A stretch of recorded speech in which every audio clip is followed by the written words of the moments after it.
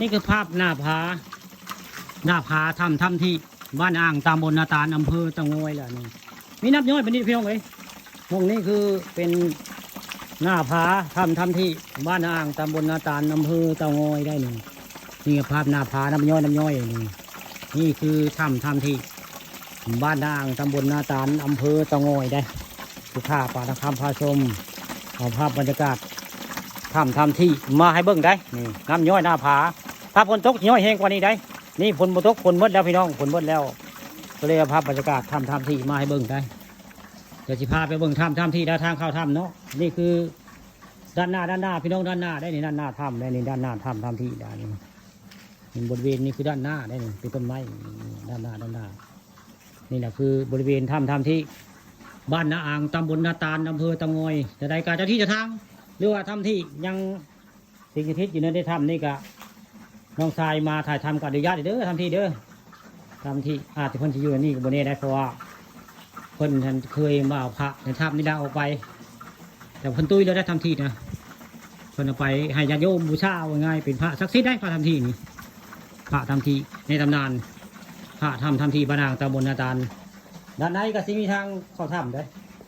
เดี๋ยวสิซูมไปเบิ่งได้นั่นแหละคือทางเข้าถ้ำพี่น้องนะนี่คือทางเข้าถ้ำได้มี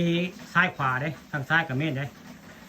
ทางขวาในทางหูดิกลงไปได้เพิ่นเราเข้าไปแล้วข้างในจะมีว่างย่างได้เลยได้อันมีพนรอได้มีพนรอลูกชายเพื่อให้ฟังลูกสาวเพื่อให้ฟังว่าเข้าไปได้แล้วถึงย่างในเลยได้แต่ว่าใช้เทียนอย่างเดียวได้มาแบตมาซีมอดได้เข้าไปเดี๋ยวนี้เสียงแบตซีบูมี่ไงแบตตะลี่เฮานี่ใช้เทียนอย่างเดียวนี่คือทางเขาทำได้ทางเขาทำในตำนานถ้ำพระถ้ำที่บ้านอ่างตำบลนาตาลนะผู้ว่าผู้จา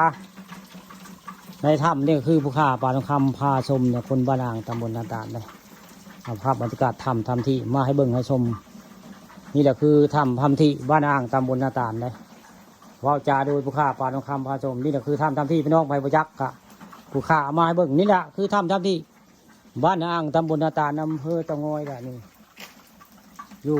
ใต้ถ้ำใต้วัดพุทธาแหละมงนี่มีน้ำย้อยได้ผลน้ำย้อยน้ำหยาดนี่ถ้ำที่บ้านอ่างตำบลนาตาลมากับลุงมงคลได้มานี่ผู้ลุงมงคลมันก็มานำได้ผู้